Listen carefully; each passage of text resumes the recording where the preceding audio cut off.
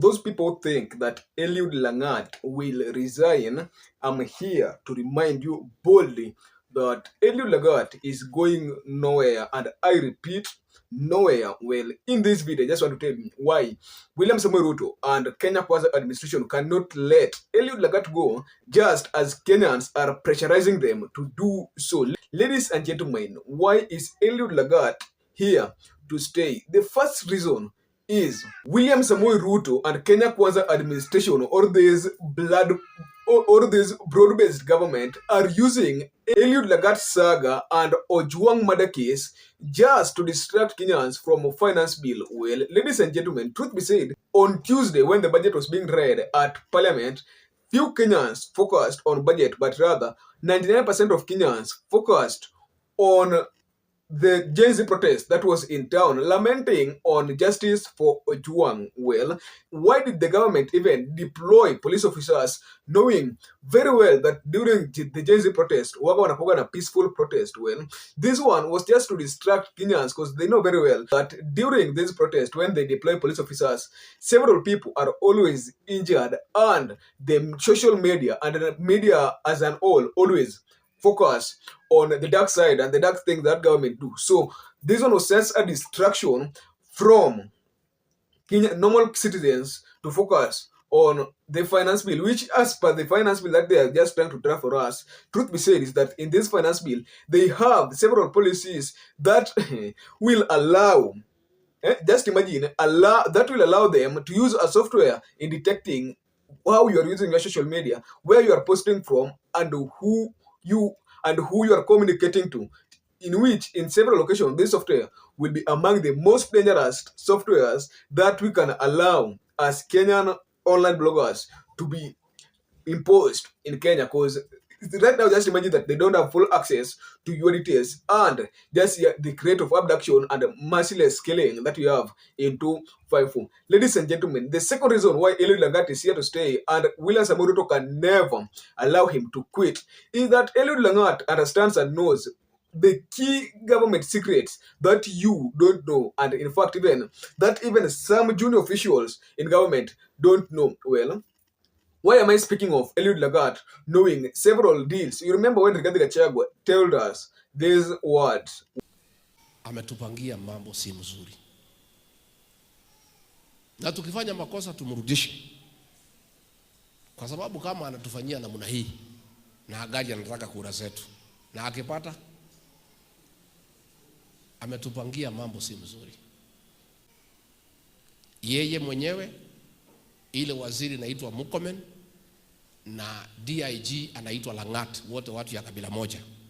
Rais Murkomen na Lagat, watu ya kabila moja, ndio wamepanga jama ya kuangaisha viongozi ya Mlima Kenya. Huyu mjumbe ya Juja, George Koiburi, alitekwa nyara juzi na maafisa ya polisi. Jana pale Kakamega, askari walikuwa wamepangwa 300, na wako wale kama 20 ambaye wanatoka ile sub community inaitwa Nandi, walikuwa wamepewa kazi ya kumuumiza John Medho, yule senator wa Nyandarua.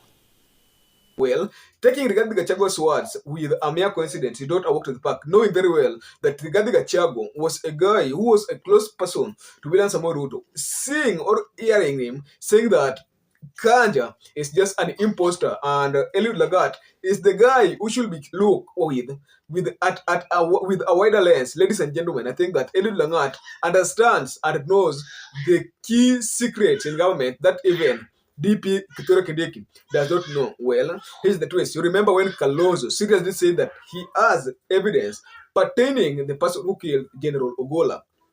Well, and in fact, even in several occasions, he have said that Ogola did not die as a result of accident, and Ogola was murdered. But who has ever took this case serious? Whenever investigation was done, and when the results came, in fact, even a class 4 dropout could have not agreed to the results that we are given with the DCI. Secondly, why also, let's take an example of Edwin Sifuna. You have seen in several occasions Edwin Sifuna going south with the broad-based government, and in fact in several occasions he has always referred to this broad-based government as bread-based government. Well, truth be said is that being that this guy is a strong opposition, we expect that Raila Amolo Odinga and ODM party to fire Edwin Shifuna. But have we ever even seen Raila Amolo Odinga opening his mouth to criticize Edwin Shifuna? Well, in several occasions, you have seen Raila Amolo Odinga. In fact, even anasifu Raila Amolo Odinga anasema ati what Edwin Shifuna speaks